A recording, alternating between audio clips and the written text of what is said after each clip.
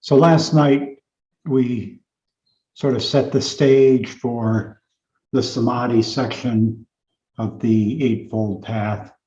That is the steps of right effort, right mindfulness, and right concentration. And talked a little bit about how that's really the heart of this work that we're doing that was offered to us by the Buddha in the Four Noble Truths. We talked about the first three Noble Truths as being descriptive. That is, the Buddha was telling us what he saw, giving us a model, a mental model that we could then investigate for ourselves, not to be accepted blindly as this is the truth, but rather an invitation to look for ourselves, to see, is this true for us? And in the seeing, to develop some wisdom, some capacity to see, yes, this model does work for me, and now what do I do with that?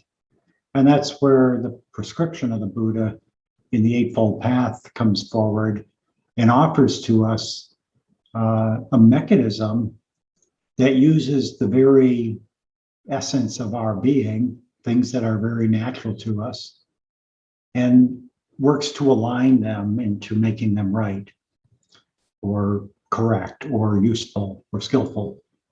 So things like wisdom, which is right view or thought and right understanding, to align ourselves with right intentionality, to be able to align those things in a way that are skillful for us. So that we're always having the way things are in the world, we're always seeing that, but so much of our life, it's diluted, it's not clear. We're not seeing things the way they really are. So the invitation of the Buddha is to look to see the way they really are. And for that process, he gave us the sila or ethics part of the path, right livelihood, right action, right speech, so that we begin to align our behavior in a way that leads to a calm and peaceful life, to a way that prepares the ground, prepares our psychophysical ground for being able to do the kind of work to develop deeper wisdom. And so that's where this samadhi or mental training, mental discipline, if we can call it that, this section of the path comes in. It doesn't mean we have to be living a spotless life to move here, but rather that the intention to live in a skillful way with sila or ethics is in our purview at least. And then that opens the door for us to begin this process of working with the samadhi part of the path. And as we did this morning, it's helpful to investigate, what does that look like for us as we start on this path? What does effort look like? What is effort to begin with? So that we can begin to see, now I know what effort is, how do I align that so that it's skillful or correct or right effort, what the Buddha was talking about. What is mindfulness? What does that mean? Again, we talked about how many different ways it's used in common language these days in the common world. But what does it mean from a Buddhist perspective? What is right mindfulness or skillful mindfulness? And the same is true with concentration. Concentration is just neutral in and of itself, right? It doesn't matter. A sniper is very concentrated. But how do we take this capacity of the mind to concentrate and align it so that it leads to wisdom? And again, ultimately, that's what we're doing with this prescriptive part of the Four Noble Truths, isn't it? We are using this prescription to try to find, how do we bring about the end of suffering? How do we understand and live in those narratives of the first three Noble Truths? So what I'd like to do is look a little more deeply at each of these three elements of the Eightfold Path. And as I talk about them, see what makes sense for you. So again, as with everything we do here, it's not to be believed. It's not something to file away cognitively as if now you know something, but rather to investigate for yourself to see, is this work for you? So right effort, the first of these three, it's applying energy in a particular way. We talked about this in our practice this morning, of this gathering of energy and applying it to whatever it is that we're doing with the mind, mindfulness or concentration, how we're working with the mind. Or we can use the same thing in our Sila path or other parts of the path. It's this gathering of energy and applying it to the situation. As we talked about this morning, it's not too hard to do that for a short period of time. The challenge comes in when we try to do it in an ongoing way. And this is where another part of right effort is fortitude, the ability to apply energy consistently, to develop some momentum, to develop some staying power to this energy. We talked about how curiosity and keen investigation, these qualities of really looking, these kinds of mental factors of really being interested in what we're doing, helps to develop that energy and helps to maintain the application of that energy over time. And as we apply energy in these situations, we're both directing, but we're also course correcting as we go along when we apply energy. It's a little bit like driving a car. And if you think of how you drive a car, what you do with the steering wheel, you are applying focus and energy to move the car.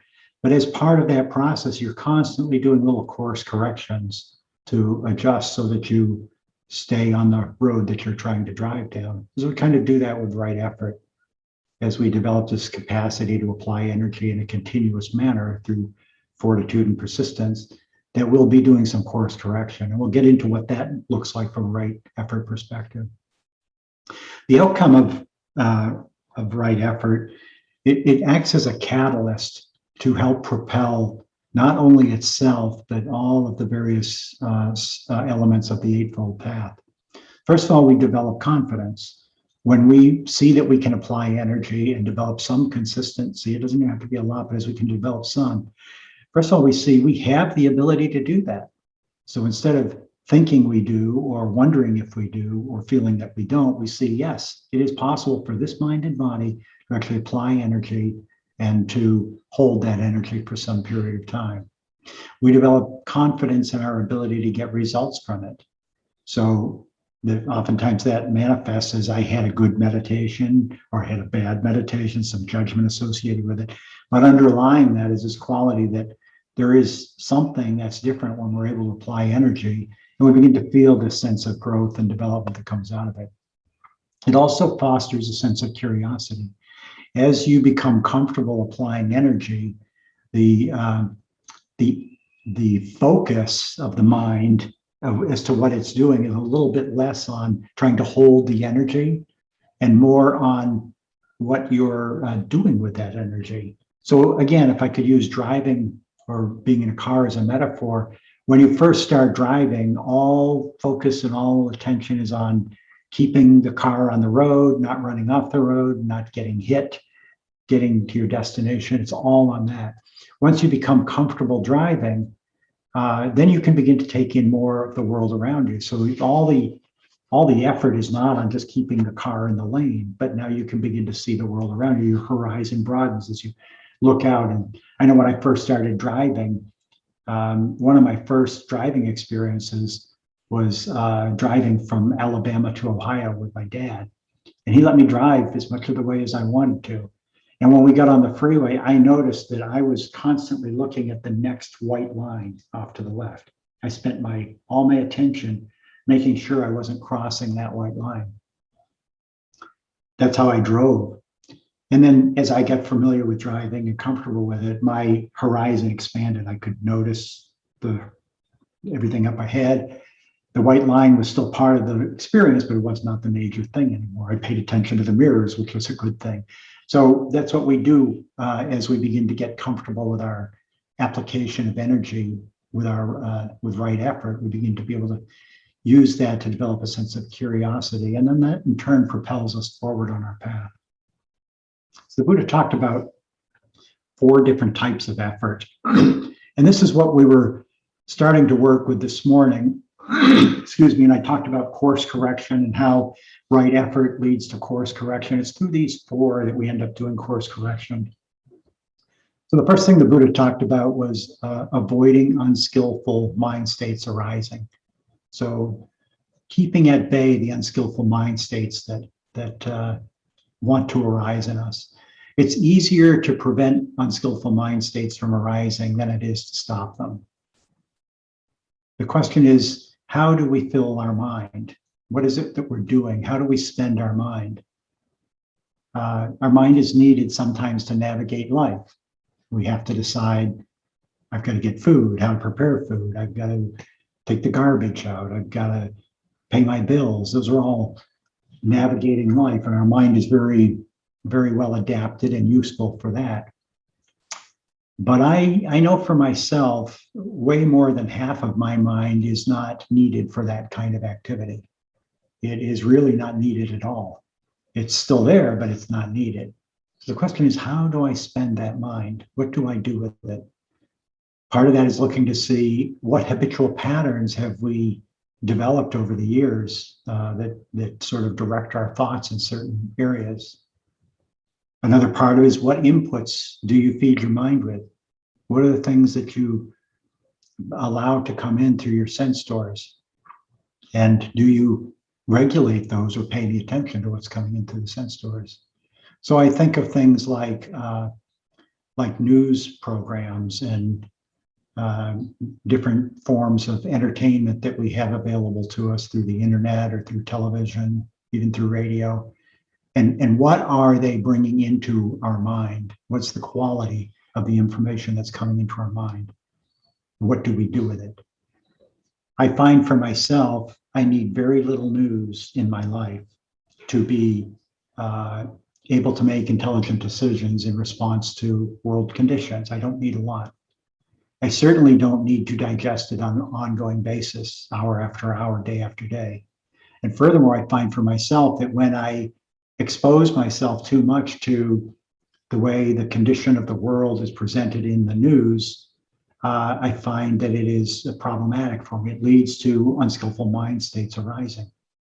So I found for myself that avoiding unskillful mind states is to not watch TV news, for example. I don't watch hardly any TV. And part of it is because the things that how were arising in me when I would use that as an input didn't lead to the kinds of outcomes and mind states that I felt were skillful. So that idea of avoiding these unskillful mind states is to meter what's coming in the first place, so that you don't have this constant set of inputs that's driving your mind in certain directions, guarding the sense doors, so that we regulate what comes in there. The other thing is to realize that when these things do come in, that there's a lot of mental persistence to them.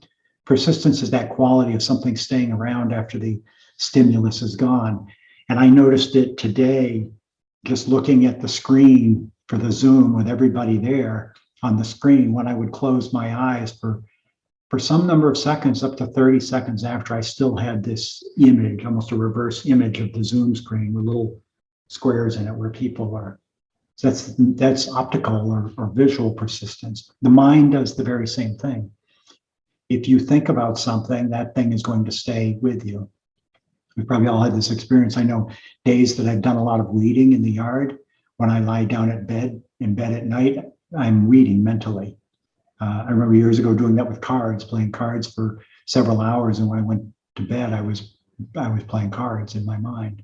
So that persistence of mind is another thing we need to be careful of, because that will stick around. So if we're guarding our sense doors, we're avoiding letting these unskillful mind states arise. The second one is the elimination or ending of unskillful mind states that have arisen. And as we talked about before, that's harder to do than to prevent them from arising, but they do happen. So the first thing to do is to see that the unskillful mind states have a kind of enchanting power over us. They charm us into getting entranced into whatever it is that they are delivering to us. And in this mesmerizing effect, oftentimes we don't even know that that's what's happening. We're just caught up in the story.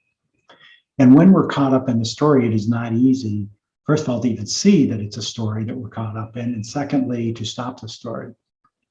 I know for myself, I've had times in meditation where I've been thinking of something to come or past experience that I've had that was pleasant, and then being aware, oh, I'm trying to meditate here, I should let that go. And the resistance to letting that go, because my mind, I wanted to hold on to it, I wanted to keep it. But the quality of mindfulness, becoming aware as we're sitting in meditation or even in our daily lives, as we become aware, this is where my mind is right now. This is what's going on in my mind. As we become aware of that, that moment of awareness actually breaks the charm of the stories of the mind. It suspends it for a moment. And we have a choice at that moment. We can either drop the mindfulness and let the story continue, or we can choose to take another direction and keep the mindfulness present and the story, let that fall away. So it's a useful tool to help to end the mind states when they've arisen. It can also be helpful when we become aware of a mind state to see for ourselves and just reflect, is this a skillful mind state? And again, we want to look back, like we talked about in the question and answer session before, to see what's the root of this. Is this something that's being driven by greed or aversion or delusion? Is it something that's manifesting out of that? Is there a strong sense of I or me associated with this mind state? Or is it something that's rooted in skillful intentionality or skillful roots? Something that's coming out of a sense of generosity, compassion, clear seeing, knowing what leads to what. So as we begin to see those things, we can see how these ones are the unskillful mind states. There's no need to energize those further. They won't lead to any of the things that I seek. And recognizing that power of mental persistence, to know if I allow this mind state to continue, not only am I prohibiting awareness and the cultivation of peace and freedom in this moment, but I am going to be propagating it into the future. We're not trying to do this in a way to scare ourselves or look at it as a negative thing, but just the reality that there is this mental persistence. And if I think these kinds of thoughts and foster these kinds of thoughts, more of them will be likely to come forward in the future. And is that really what I want? So that's the second type of effort, is to eliminate unskillful mind states as they arise.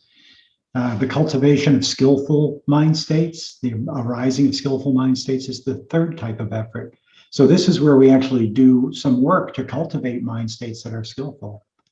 And we can do this at any point along the way. It's that idea of course correction. So it can be very momentary as we see we are avoiding an unskillful mind state, and I'll replace that space in my mind. I will spend my mind skillfully instead of unskillfully here. So some of the things that can be useful here: metta practice, loving kindness practice, just repeating the phrases, calling to mind those that we care about, those that are neutral, our own selves, our world, and just offering well-being.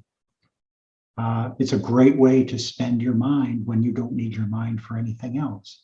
It can just become almost like a mantra to just do metta practice in the background. Another practice that I personally like is taking the precepts and the refuges, noting the refuges. So just having phrasings for yourself of, I take refuge in the Buddha, the Dharma, and the Sangha, and knowing what that means to you. So in this moment, there's a sense of well-being and containership that comes from knowing about Buddha nature, having the incredible fortune to be aware of that, knowing the Dharma, knowing that it exists, that it is there for us. What an incredible gift that is to us, to be able to have that available to us, and having that as the underlying foundation that we can rest in.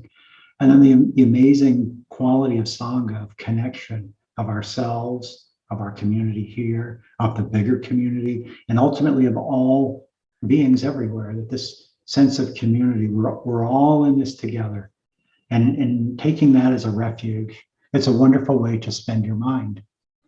The precepts with your own phrasings of them so that you have a way of recognizing these tools that the Buddha provided that offer us skillful living a prescription.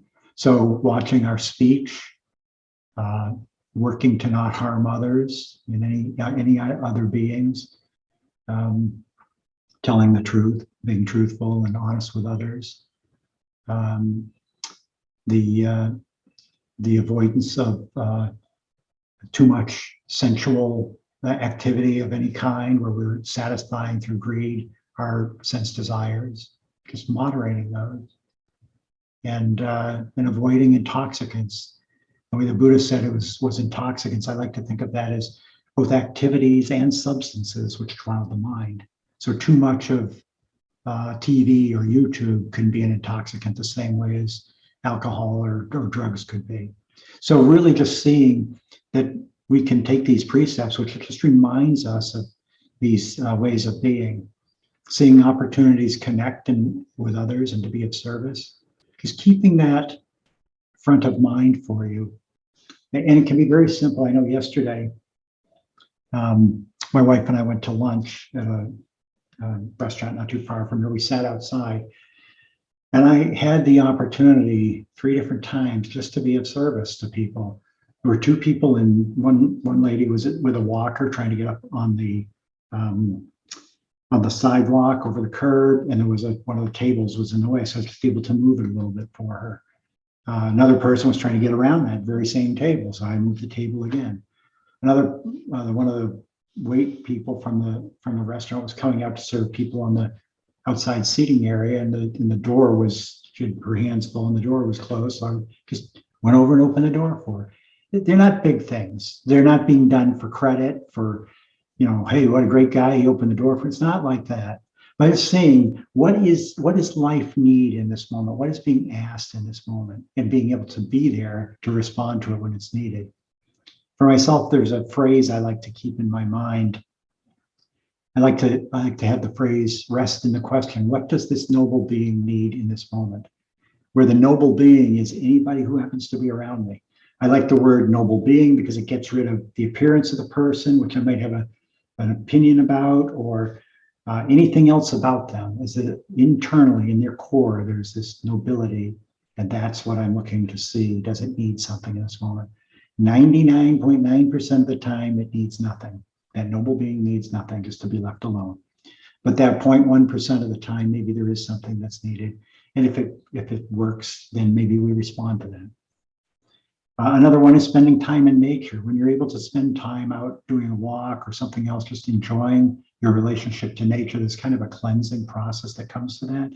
And just as we cleanse our mind like that, it opens the door for skillful mind states to arise. Then the 4th type of effort is the maintaining skillful mind states as they have arisen in us. So continuing the idea of skillful speech as we cultivated it in the precepts to really work as we're speaking to maintain that skillful speech, saying things that are truthful, timely, inappropriate. That's the only time we'll say them. Avoiding harsh or angry speech, avoiding gossip and backbiting, avoiding idle chatter, and cultivating a kindly tongue to those around us. So as we keep this on our mind, we're living from this mindfulness, this state of a skillful speech, the tongue will respond appropriately. It will not go out on its own with harsh speech if the mind state is one of peace and calmness. Allowing ourselves to fully feel the connections that we've fostered with the arising of skillful mind states. So even though you may be saying the metaphrases and not feeling them, maybe reflecting on who you're doing the metaphrases for will bring a feeling of kindness to your heart. Or another wonderful one is the sense of human frailty that we see around us. If we're able to see it as not an intentional assault on us, but just this universal samsaric condition that we live in and that we share with all beings, that we have this human frailty, that we try our best, and yet still we fail in different things. We're just not strong beings in a lot of areas. And as that's true for me, I see that in the world out there around me. That awareness of others around you opens the heart to compassion. Think of times in your own life when you've seen somebody struggle, and without any intentionality or anything that you're assigning to what they're doing, your heart just opens to them. That natural capacity of the heart that to alleviate the suffering of the world. This is what the Buddha talked about as compassion. And so we can foster that by paying attention to the world around us and what's going on for people around us, not assigning intentionality to what we're seeing or doing, but rather can we see they too are suffering as we are, and that my heart can open to them in their suffering the same way as it can open to me in my suffering. And this is maintaining those skillful mind states as they arise. So this is very useful to pay attention to these things, that course correction of these 4 types of effort as we go about our meditation, but also as we go about our daily life. The next of these paths, the next of these steps on the samadhi part of the Eightfold Path is right, correct, or skillful mindfulness. And again, we talked about mindfulness this morning. We talked about how it's used in so many different ways nowadays. It's hard to get a definition that fits well. But fortunately, the Buddha was very, very specific about what mindfulness is in the context of this part of the path and how to do it. What are the steps to do it? Again, just like with the Noble Eightfold Path, he gave us this wonderful model with both a descriptive and a prescriptive section to it. The teaching, which many of you know already and have studied, the Satipatthana Sutta, the Foundations of Mindfulness, is probably, I would say it's probably the most common of the Buddha's teachings that I'm aware of. I've seen it, so many books written about it, so many talks given on it, so many people study it, and it's the kind of thing you study for a long time. I know I studied this for 2 years with my teacher, going through line by line, word by word, understanding what it meant and practices around that. I know several of you on the call today have studied it for at least a year, maybe longer. So I think we can get a lot out of it without having to study it that long. But the point is the depth of it and the gift that it has to offer is intense. So the sutta opens, the Buddha says, in the sutta says, then the Blessed One addressed the bhikkhus as follows. This is the only way, O bhikkhus, for the purification of beings, for the overcoming of sorrow and lamentation, for the destruction of suffering and grief, for reaching the right path, for the attainment of nibbana, namely the 4 arousings of mindfulness, the 4 foundations of mindfulness. Just pretty good way to set this up. This is the heart of the practice right now, is learning how to do this. He says, what are these 4? Here, bhikkhus, a bhikkhu lives contemplating the body in the body, ardent, clearly comprehending, and mindful, having overcome in this world covetousness and grief. He lives contemplating the feelings in the feelings, ardent, clearly comprehending, and mindful, having overcome in this world covetousness and grief. He lives contemplating consciousness in consciousness, ardent, clearly comprehending, and mindful, having overcome in this world covetousness and greed. He lives contemplating mental objects in mental objects, ardent, clearly comprehending, and mindful, having overcome in this world covetousness and greed. So these are the 4 foundations of mindfulness that the Buddha talked about, the 4 places that it is worth spending our mind to come closer to understand. The body, physical form, and all that goes with that. Feelings, that feeling tone of things being pleasant, unpleasant, or neutral, and the states that arise that support those. The consciousness, the awareness that we have, how our awareness is occupied, and mental formulations, different ways that the mind works, and the way the Buddha structured it is around different sets of models, which we'll mention. We won't have the time to go into them, but we'll mention the models that he talked about as being in that 4th foundation of mindfulness. So mindfulness of the body, the Buddha spent a long time in the sutta talking about that. And when we do breath meditation, that's really that mindfulness of body that we're working with. But he talked also about mindfulness of body posture, the different parts of the body elements, and the dying of the body. All those were covered in the foundation of mindfulness. So there's many different aspects of the body that we can work with. The most foundational and the kind that we work with for the most part is that mindfulness of breath. And we can do it in very specific ways when we pay attention to the breath. We talked about this morning, paying attention to the size of the breath, is it short or long, to the softness or harshness of the breath, knowing that we're breathing. That's what the Buddha said, is knowing that I'm breathing with ardentness and clear comprehension. He says, paying attention to the body in the body. What does that mean, the body in the body? But what the Buddha is telling us there is he's saying, put away the rest of the things. This is just the experience of body that we're paying attention to here. It's not whether we like it or not. It's not the stories we build around the body. So even the breath, when we pay attention to that sensation, even the story that it is breath is a mental formation, isn't it? It's a story about it. There is no breath. That's a word. It's a concept. There is an experience, but the word on top of it complicates it. It puts boundaries on breath that are not there in and of the experience. So when the Buddha talks about this, he's talking about us coming down right to the very essence of the experience. So when you begin to pay attention to breath, you can note this is breath, this is long, this is short, but the underlying quality is what we're really trying to ultimately get to. What is that experience? Mindfulness of feelings. Again, our work there, and we talked a little bit about this with one of the practices this morning, is the idea of something being pleasant or unpleasant or neutral, that awareness, that knowledge of that arising in our experience. Because that knowledge, that experience of something being pleasant or unpleasant is part of that capacity that we have to crave, that second noble truth.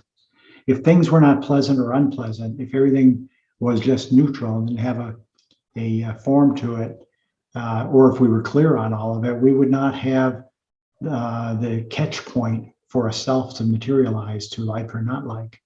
So it's that quality, something's pleasant, and the arising of that self to own something and grab at it or push it away. So it's good to know, what are these? What are the feelings of pleasantness and unpleasantness? Watching them come and go, watching that changing nature of them. The mindfulness of consciousness, this capacity that we have to be aware, and the space that's there, this kind of just a open space that life seems to happen in. So we can be aware of, how is that occupied? What's going on in there? The Buddha says to be aware when there's greed present, and to notice for ourselves when greed is present. If we can use it as a way of learning, we can see, wow, that I am greed right now. That it's filling the space. It's filling the awareness. It's just this greed. There is no difference between the greed and the rest of my experience right now. That's what's true. Aversion, you can see this sometimes even more strongly with aversion. If we really don't like something, we're really angry about something, really fearful about something, just seeing what that's like and how that fills our space and how we become that in these certain moments. You think about times you may have yelled at somebody, spoken very harshly to them, or done things that you later regretted. Who were you in that moment? How did that materialize? That's not who you take yourself to be.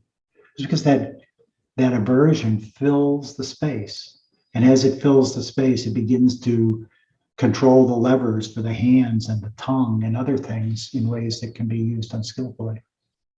So being able to see that awareness and how consciousness gets filled with these things is something that we need to understand how that happens if we ever hope to change it. Or with delusion, is this filled with delusion, not knowing what leads to what, so that we're acting without any clarity about the outcomes of the actions that we're taking. And then whether consciousness is strong or dull. So there's times we're acting, but we're doing it in a very rote manner. We're just going through the motions. There's other times where we might be very intentional about our actions. And again, that process is independent of whether the actions are skillful or unskillful, right? Somebody who murders somebody could be very intentional and skillful, not skillful, very intentional and knowledgeable about how to go about doing that process as they kill somebody, premeditated. That's the same tool that's at work as when we try to be cultivating peace and the end of suffering. So that's the mindfulness of consciousness, the third of the foundations of mindfulness. The fourth foundation is mindfulness of objects of mind. And you'll notice as we go through these foundations of mindfulness, they begin to get more esoteric as we go down. So mindfulness of the body, I mean, the body is here, it's clear, we can pay really close attention to it, and we know we're paying attention to it. The feelings are a little bit more nebulous, but they're usually front and center for us. Consciousness, that's harder to grab onto, right? We can only see consciousness by what it's filled with. And then these objects of mind, these are even more challenging for us to grab onto. And the way the Buddha structured this mindfulness of objects is by inviting us to be mindful of some of the models that he offered to us. So the first one is the hindrances. We don't have time to go into those today, but basically it's the things that block our capacity to be open, to be truly mindful in the Buddhist sense of the word, to be concentrated, to keep our mind stable, to keep our effort skillful. And they come in two pairs and then a standalone. So the first pair is wanting things to be other than they are. That's greed and aversion. I'm not okay with the way things are. I want it to be this way that I want, or I want it to not be this way that I don't want. So that pair, either being on either side of that, will fill our space, right? It'll fill our mind as we go through the battles of trying to make life align with the way we want it to be. The second pair is around our energy level, sloth and torpor on the one hand, very low energies, and restlessness and remorse on the other side, too much energy. So this imbalance of energy can also throw us off. Sloth and torpor, we all know what that's like to try, and some of us may be experiencing it now in the middle of the early afternoon. You try to say, keep your mind focused and aware, and the body gets tired, the mind gets tired, and it's like a blanket layered over on top of us. Or the other side, this restlessness, where the mind gets agitated and it's hard to corral it, and we try to pay attention to the breath or something else, and the mind's just going all over the place. So either of these energy levels can throw us off as well. And then the last one is doubt. The doubt is where we don't have the faith that we need in our practice to be able to give it the energy that it's needed. It undermines our ability to have right effort. If you are not secure in your path, in what you're doing, how can you generate the kind of energy needed for right effort? And doubt can manifest in a number of different ways. It can be doubt about your own ability to succeed at something or how you're doing it today. It can be a doubt in the whole practice. Is this something I want to spend my time on? So it can manifest in a lot of ways, but it's a kind of questioning that's pointing away from clearly investigating. And clear investigation is also a questioning, but it's trying to see how things are. Doubt is a kind of a pushing away questioning. So it's questioning, but it's like walking away at the same time. So these are the hindrances. The next set of mental objects that the Buddha invited us to investigate is the aggregates of clinging. And if you remember from our talk yesterday when we talked about dukkha, the Buddha defined dukkha as being these 5 aggregates of clinging. So this form, this body, feeling, the feeling tone we've talked about, mental formations, our thoughts and emotions, consciousness, the awareness that we have from that it comes into our different physical senses in the mind. And as we work with these aggregates, what we're doing is we're paying attention from mindfulness foundation. We're looking to see how these things arise and fall away. We're not trying to get rid of them. or changed them in any way, but just to see these are what come up in our experience. These come up over and over again. We watch them. This is sound coming up. This is my feeling tone coming up. It's coming and going away. So we kind of see that ever-changing quality that exists there. Associated with that is the senses, our six senses. So just as we do with form, with the aggregate of clinging, we can look at any of the senses and the inputs that come from those. Those often will call to us, right? So sounds will call us to them. Body sensations will call us to them. So when we're working with these as a mindfulness foundation, we can begin to see how they arise and how they fall away. What is true when they're here and how quickly they arise and fall away.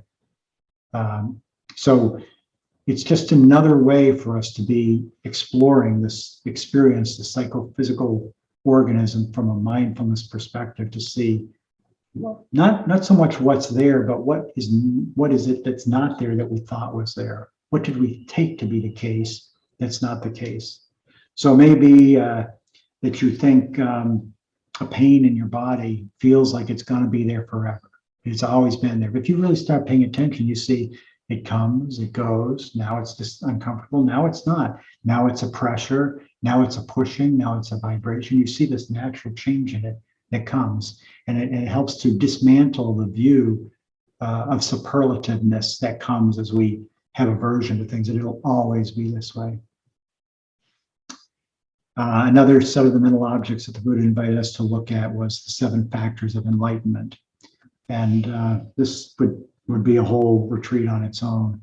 But they're qualities of mind states, qualities of mind that we can both cultivate and enjoy, that are essential parts of on our path to enlightenment. And they include mindfulness, keen investigation, energy, joy, tranquility, concentration, and equanimity. And so I just named them here, but we don't have the time to really dig into them and look at them in more detail at this point. But I do encourage you to look at them at some point and see how you could use them in mindfulness meditation. And then the 4 Noble Truths is the last one that the Buddha talked about. And we spent a good deal of time in this retreat looking at the 4 Noble Truths and being mindful of that. So this set of tools that the Buddha offered in the Satipatthana Sutta is how we should be paying attention mindfully in the context of this element of the Eightfold Path. And then the last one that we're looking at is right concentration. Right concentration really has a couple of different aspects to it. The first is the one-pointedness of mind, the concentrated mind, which is often referred to as samatha meditation. It's that practice that we have when we call the breath to our awareness and then just stay focused on the breath. So we're still controlling the mind. We're still regulating what we're paying attention to. And when things come in that are not the breath, we set them aside and bring ourselves back to the breath. There's a lot of development in the teachings of the Buddha around developing concentration to deeper and deeper levels, and a series of concentration levels called the jhanas, which again, we don't have time to go into that here. They are worth exploring. The Buddha talked about these as being essential for us to ever develop that capacity of a concentrated mind to get us to the point of moving into the second type of meditation, which is vipassana or insight practice. So my own experience with jhanas is they take time to develop, to recognize how they are, what they are, but that they also require longer periods of time to develop. They don't just happen quickly. And if you're interested in those, there's a few retreats, teachers that teach jhana meditation. And so I'd encourage you to look into one of those if it's something that you want to pursue further.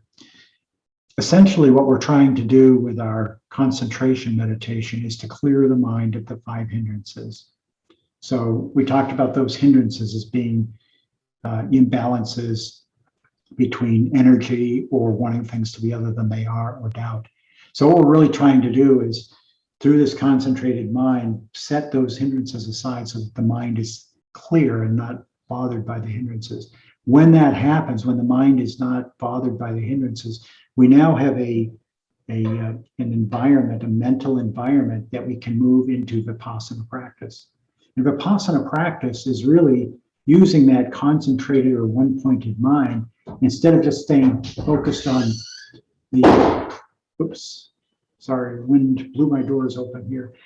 Instead of staying with the concentrated mind on the breath, it's rather to stay with whatever is going through the mind. So different experiences will move through the mind as we become aware. For example, my doors blew open.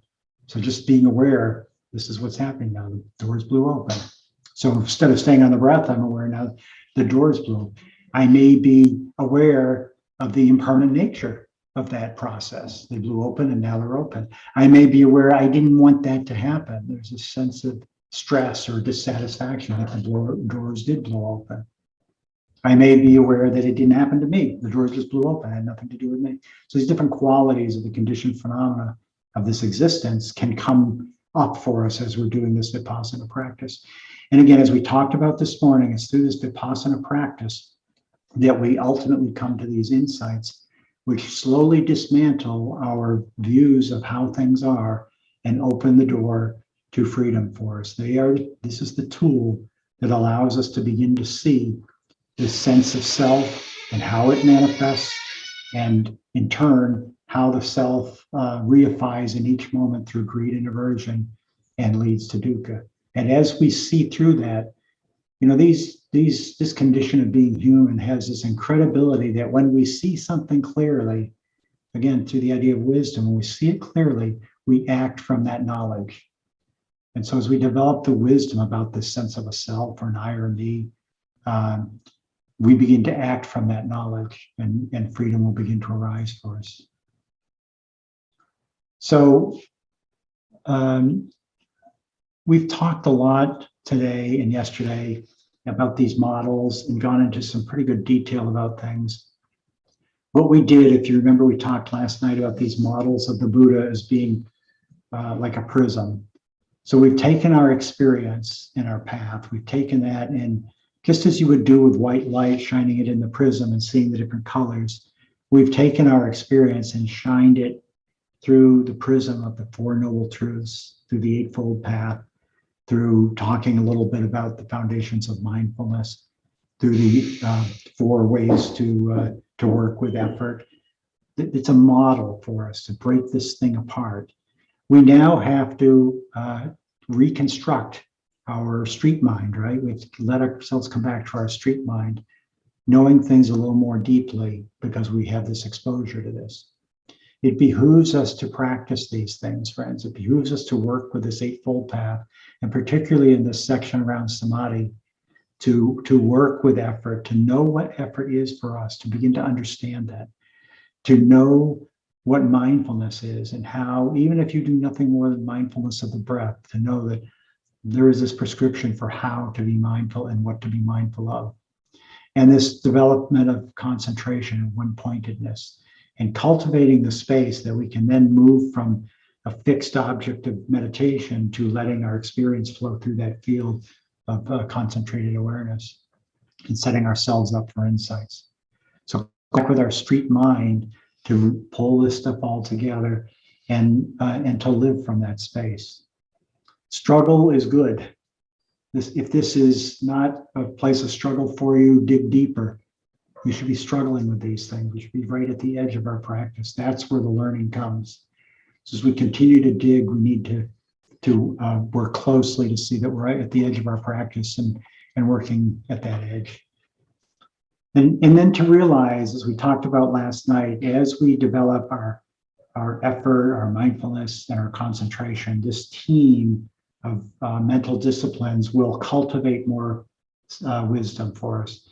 And as we cultivate more wisdom and begin to see things more clearly, it will invite us to live a more skillful life, which will invite us to spend more time and more energy with our practice, seeing more clearly, which will beget more wisdom. So this cycling upward of clarity.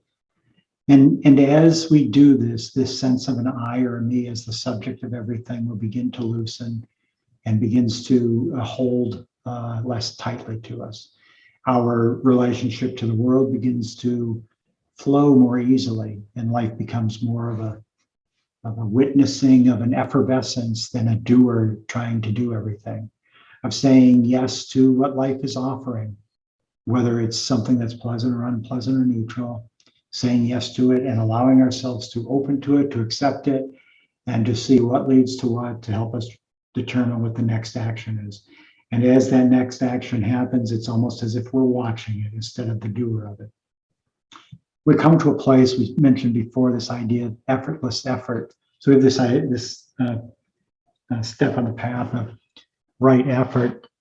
We come to a place where effort begins to take over itself. It's propagating itself, and we find we're doing things in a skillful way. As the mind is trained and disciplined, it begins to act in certain ways. You begin to connect with people in certain ways. The self begins to take the role of a servant, a valuable, trusted servant, instead of the master of every moment. This idea of effort, effortless effort, is the flowing forth of your life in the world in a skillful way. We had a question earlier about intentionality and the sense of an I being connected, that you begin to see that there is intentionality happening, but you're witnessing the intentionality. It's no longer your intentionality. You watch the body act, but it's not you acting.